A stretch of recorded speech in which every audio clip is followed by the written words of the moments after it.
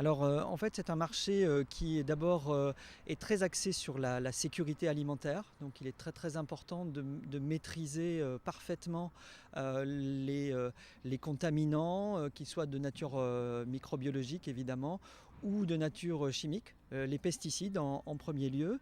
Et la deuxième caractéristique de ce marché, c'est que c'est un marché qui s'est, beaucoup segmenté, avec des besoins spécifiques adaptés à chaque âge des enfants. Est-ce que quand on travaille pour les enfants, on peut être aussi innovateur en termes de recherche et développement qu'avec les autres secteurs? Autrement dit, est-ce que la gestion du risque n'est pas plus délicate?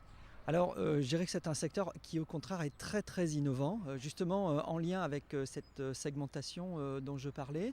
Je dirais que outre la sécurité alimentaire et tout ce qu'elle a comme conséquence, y compris dans l'innovation, un des aspects très importants, dans le secteur de l'alimentation infantile, c'est de trouver des textures adaptées, à chaque âge de l'enfant.